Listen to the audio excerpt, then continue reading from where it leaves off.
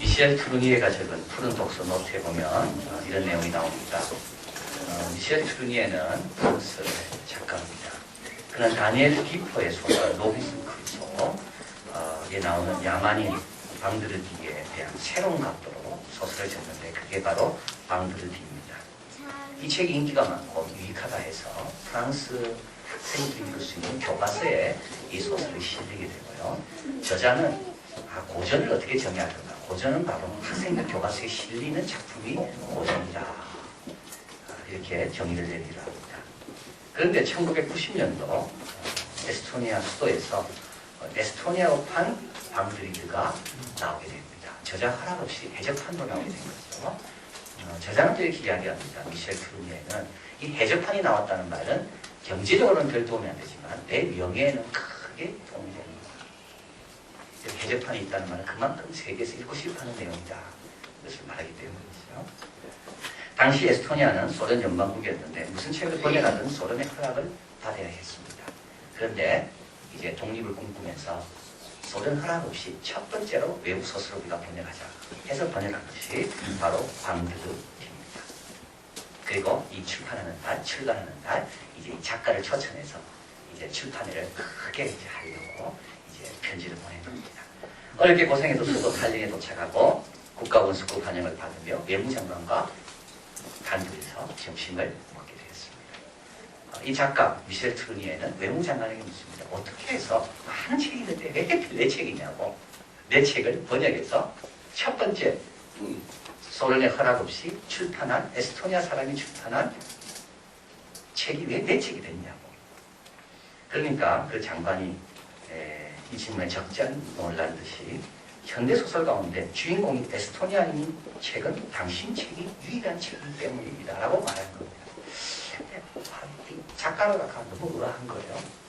자기는 에스토니아인 주인으로 책을 적은 적이 한 번도 없는데 그 장관이 계속 이야기합니다. 당신의 책, 그 방드리디 보면 맨 마지막에 그 야만인 방드리디가 로빈슨 크루소를 떠나고 난 다음에 로빈슨 크루소하고 견습 선원 한 명이 남는데 그 남겨진 한 사람이 에스토니아인이었다. 그래서 이 사람이 제 생각이 난 겁니다. 자기는 아무 생각 없이 그 남겨진 사람을 국적을 그냥 에스토니안 국적으로 적고 한 줄인데 에스토니아 사람은 그 한 줄만 계속 보고 있다는 거예요. 우리가 지나가면서 그냥 한 말인데 어떤 사람은 그 말을 계속 마음에 담고 있습니다. 우리가 그냥 미소 한 번 보냈는데 어떤 사람은 그 미소 하나를 계속 마음에 품고 있는 거예요. 우리는 지난 일주일 동안 특별 새벽 기도를 통하여 복음의 증거자로 나서자 말씀을 우리가 나누었습니다. 우리가 가지고 있는 소식 가운데 모든 사람이 들어야 되고 하나님이 꼭 알렸으면 하는 최고의 소식은 복음이다. 하나님이 다스리고 계시고 예수님이 문제를 다 해결해 놓았고 성령님이 우리 안에서 얼마나 도와줄 수 있다는 이 좋은 소식. 그러나 오늘 한 번 더 생각할 것이 있는데요. 그건 뭐냐면 이 소식을 전하는 사람들과 연대하라는 거예요. 우리도 열심히 여기서 때를 든지 뭐든지 복음을 전하면서 동시에 복음을 전하다가 힘들어하는 사람들, 복음 때문에 고난당하는 사람들과 연대해라. 그래서 사도 바울은 디모데에게 내가 감옥에 간 것을 부끄러워하지 마. 오늘 빌립보서를 적는 이유도 빌립보는 여기 있고 로마는 여기 있잖아요. 로마 감옥에 있는 사도 바울에 비해서 저 멀리 있는 빌립보 성도들이 선물을 보내고 연대하는 거기에 사도 바울이 답신으로 빌립보서를 보내고 있는 겁니다. 그래서 하나님의 역사는 하나님의 나라는 서로 연대하는 가운데 여기 일 열심히 하면서 동시에 다른 나라 일, 다른 나라 사람의 관심을 가지면서 처리치를 날카롭게 하듯이 서로 모두가 다 하나의 교회, 하나님의 하나의 교회 서로 염려하고 걱정하면서 하나님의 일을 세워가는 것이 하나님이 일하는 방식이다. 그런데 여러분 사실 우리는요, 사실 이 연대의 열매며 연대 수혜자입니다. 제이콥스 무스가 지금 1900년 조선에 살다라는 책에 보면 이 사람이 1900년도에 조선의 시골 풍경이 어떤가를 이 책에서 잘 적고 있습니다. 이 책에 의하면 조선은 그때 가정이라는 것은 없었답니다. 가정 스윗홈, 가정 생각하면 따뜻하고 나를 맞아주는 곳이 그 당시에 없었다는 거예요. 조금만 새도 있으면 쳐버려가지고 여성들은 밥도 같이 못 먹고 부엌에서 서서 먹고 그게 무슨 가정이라는 게 있습니까? 이 책에 보면 1900년대는 주일도 없었습니다. 주일이라는 개념이 없었다고요. 우리에게 있는 개념은 추석과 구정과 이런 것밖에 없었습니다. 유일하게 쉬면서 즐거워할 수 있는 명절은 그만 주밖에 없었던 거예요. 그게 조선시대 1900년입니다. 그런데 그 시대에 살아가는 그 사회에 유일한 희망이 있다면 이 책 마지막에서 이야기합니다. 그건 교회라는 거예요. 왜냐하면 교회가 들어오면서 복음이 들어가면서 가정 스윗홈이 만들어지기 시작합니다. 가정이 들어가고 교회가 들어가면서 아버지가 식탁에 앉아서 성경 읽기 시작하는 거예요. 휘파람 소리는 없었답니다. 그런데 교회 가서 찬송을 배우면서부터 휘파람이라는 걸 불기 시작했다는 거예요. 감자, 여러분 규출나프라는 독일 선교사가 감자씨를 주어서 감자를 통해서 먹게 된 겁니다. 사과도 마찬가지입니다. 대구에 사과가 시작됐잖아요. 대구 선교사가 사과씨를 갖다 준 거예요. 그러면서 이 책에서는 이렇게 말합니다. 예배 광경을 이제 마지막에 묘사하고 있는 거죠. 멍석을 깔아놓고 집신을 벗고 예배당에 다 들어가 앉습니다. 그리고 이제 사회자가 하나님께 예배드리겠습니다. 기도하겠습니다. 하면 1000명에서 1500명 되는 흰옷 입은 우리의 조상들이 이 말을 땅에 닿을 때까지 고개를 다 숙여서 기도한다. 자기는 그걸 쳐다볼 때마다 세상에 이렇게 경건하게 주님께 예배드리는 백성이 있는가. 헌금시간, 헌금반을 돌아갑니다. 그냥 지나치게 하는 사람이 한 명도 없다는 거죠.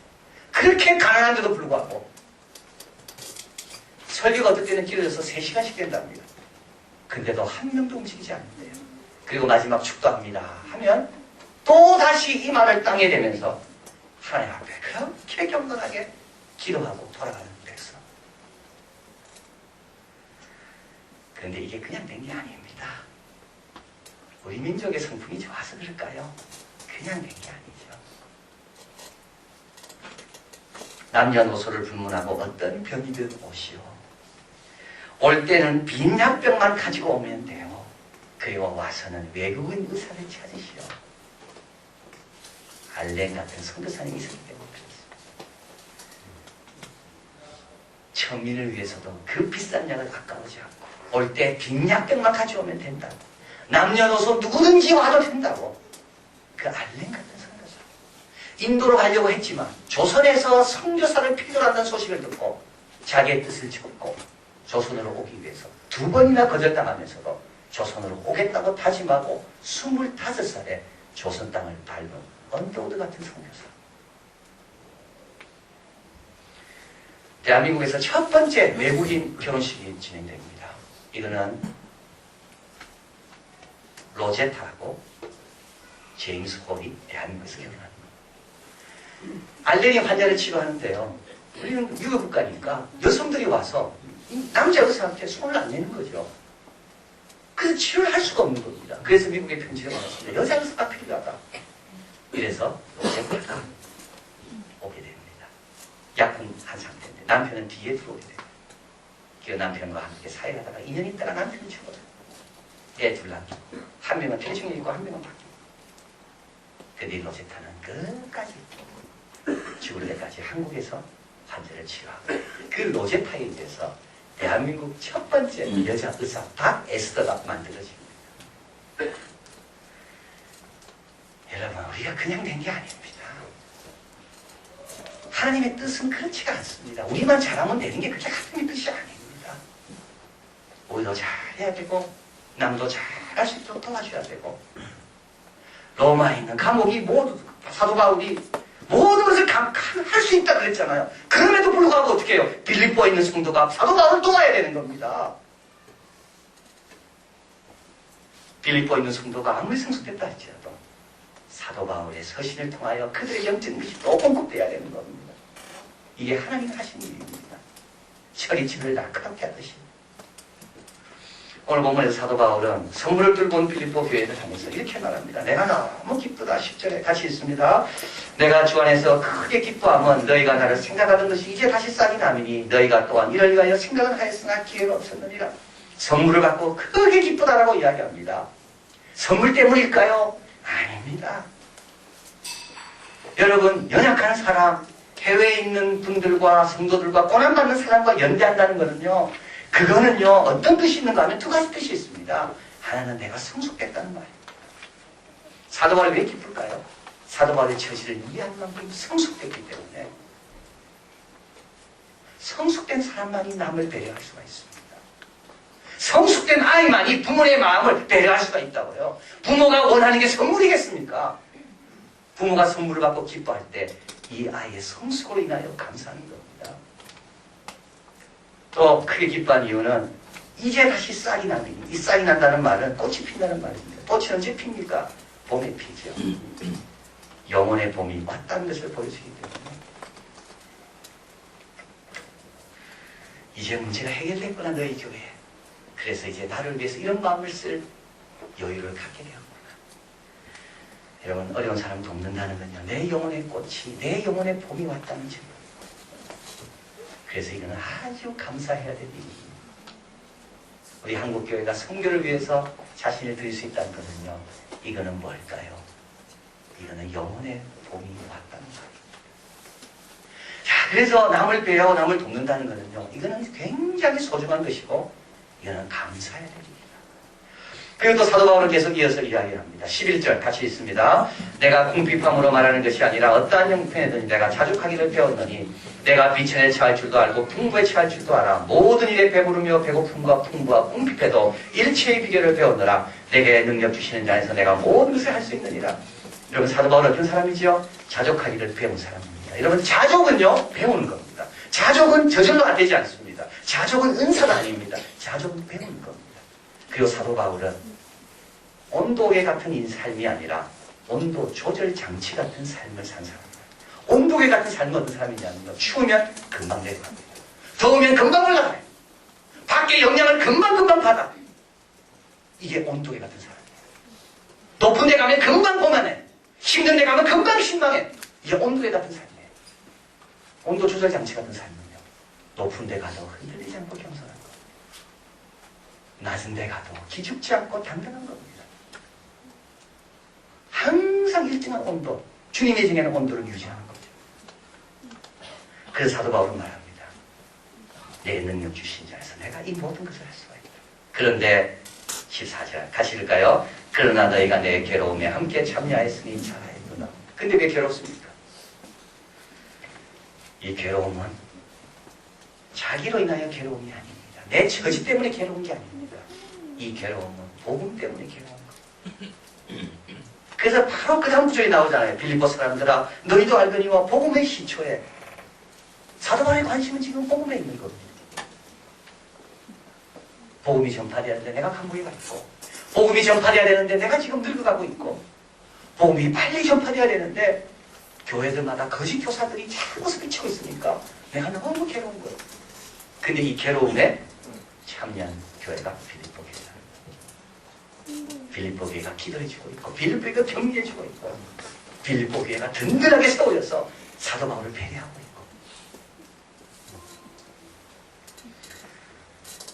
우리 이번 추수감사헌금은 모두 오리사주에 있는 핍박받는 교회, 핍박으로 인해 완전히 훼손된 자이프루 교회를 짓는데 헌금하려고 합니다.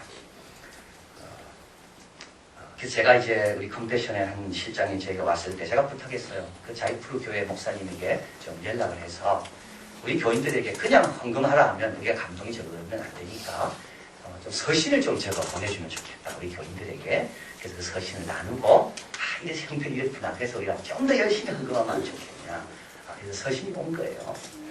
그래서 내가 서신 읽었대.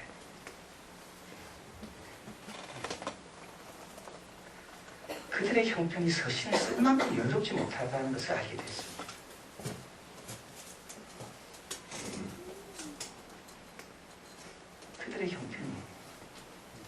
우리는 이렇게 읽기 때문에 이렇게 쓴 만큼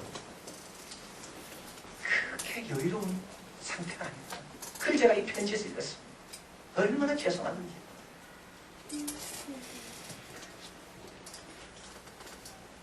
그 목사님의 내용입니다. 바울이 말했던 것처럼 예수 그리스도를 위해 고난을 당함을 감사하며 찬양합니다. 사건이 일어나기 전 모든 것은 안정적이고 평안했습니다. 어느 날 갑자기 폭력의 바람이 휘몰아치고 그것을 끔찍하게 만들었으며 우리에게는 애통만 남아있습니다. 36년 동안 이 사에게 하나님께서 보신 축복이 한순간에 날아가 버렸습니다. 8월 30일 토요일 아침 자이프로 지역 프로젝트 매니저들이 한 교회에 매달 열리는 기도회 모임을 하고 있었습니다. 기도회를 끝나고 점심 식사를 준비하러 가려고 할 때 무장한 폭도들이 우리 교회를 향해 달려왔습니다. 우리는 목사님 사택으로 뛰어들어갔습니다. 500명이 넘는 사람들이 교회를 부수기 시작했습니다. 오르간, 기타, 드럼 모든 집기에 불을 질렀습니다. 폭도들은 사택으로 몰려갔고 그 스태프들과 목사님의 가족은 폭도들을 보고 놀라 화장실 등 집안 곳곳으로 몸을 피했습니다. 폭도들은 무기로 집안의 물건을 부수고 돈, 금, 값 나가는 모든 물건을 다 훔쳐갔습니다. 집안에 있는 사람들을 죽이기 위해 찾았지만 하나님께서 보호 주셔서 다행히 한 명도 살해당하지 않았습니다. 모든 문서들은 다 불탔고 여러분 드럼에서 보신 사진은요 사실 어려운데 찍어서 보는 사진입니다. 유리컵 하나도 남아있지 않습니다. 저는 라이카 어린이센터 컴패션 프로젝트 매니저인 수잔트 나익입니다. 2개월 전에 있었던 바퀴를 증언할 수 있는 몇 안 되는 사람 중에 한 명입니다. 먼저 이런 박해도 보호해주시는 큰 은혜를 베푸신 하나님께 감사드립니다. 아직도 도움의 손길이 미치지 못하는 정글에 누워있는 임신한 여인들, 밤낮으로 배고픔에 시달리는 어린이들의 눈물과 고통, 아직도 남아있는 불타버린 집, 불타는 용광로 같은 화마에 상처 입은 사람들, 여기저기 흩어져 있는 무기들, 우리에게 남은 것이라고는 눈물을 흘리며 무릎 꿇고 기도한 것밖에 없습니다. 밤에 들리는 작은 소리에도 삶을 위협하는 참혹한 피해의 두려움을 느낍니다. 어린이들은 끔찍한 기억으로 헤어나오지 못하고 있습니다. 우리에게 닥친 어려움을 위해 기도해 주시고 실질적인 도움도 부탁드립니다.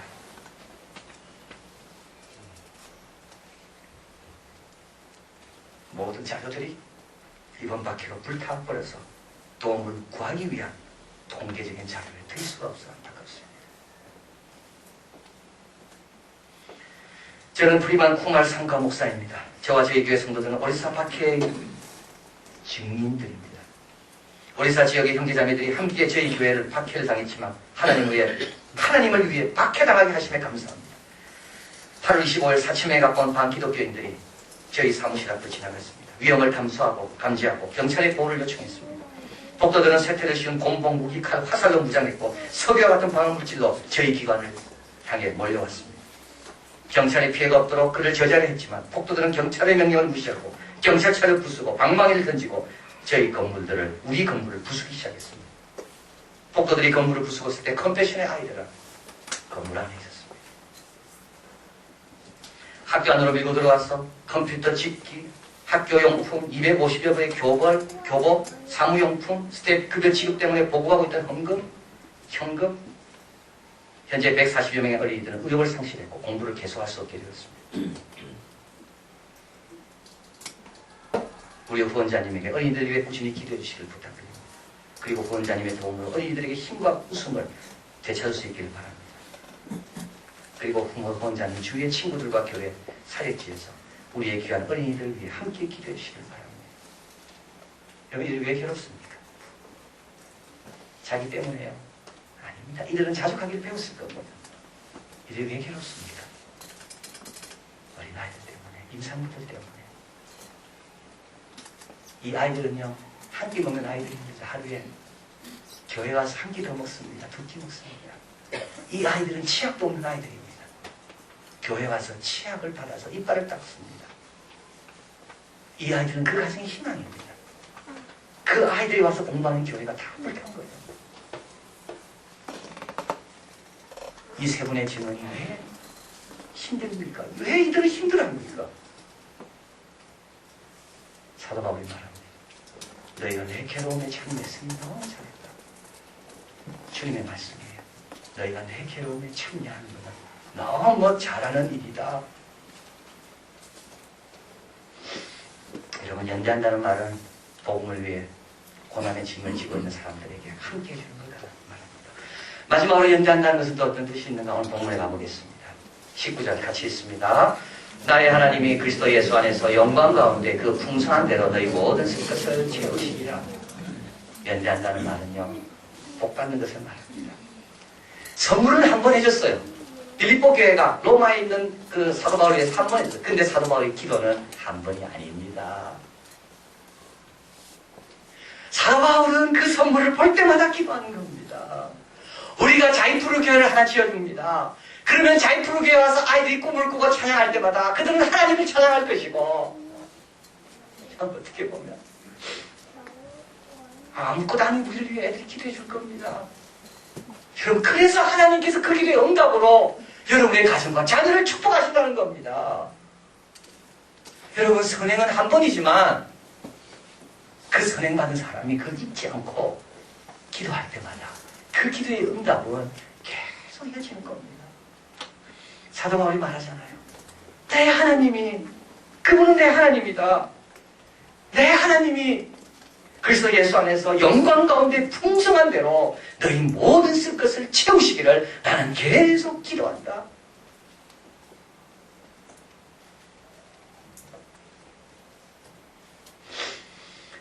여러분, 헌금해서 가난하신 적이 있습니까? 많은 사람들은요, 헌금하자 하면 가난하실 거가 겁냅니다. 근데 실제로 헌금 때문에 가난해진 적이 있냐고요. 정말 우리가 주님께 헌금했기 때문에 먹지 못한 적이 있습니까? 정말 투자 잘못해가지고 욕심부리다가 우리가 어렵게 된 거지. 정말 선한 일에 내가 이 물질을 드렸다가 어려움 당한 일이 있습니까?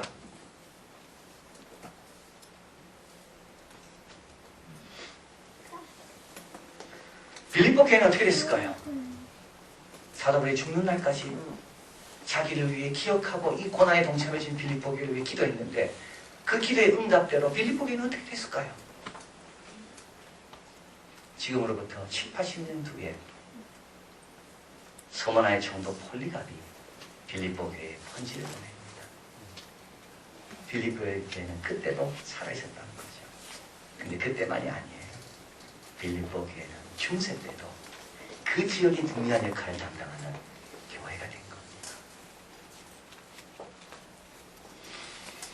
윌리엄 바클레이는 말합니다. 선물을 보낸 사람은 이전보다 가난하게 되는 법이 없다. 하나님의 부요함은 하나님을 사랑하고 이웃을 사랑하는 사람에게 개방되어 있기 때문이다.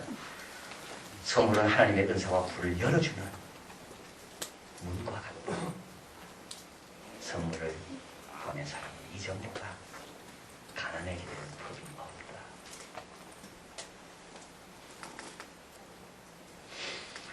이번 추수감사절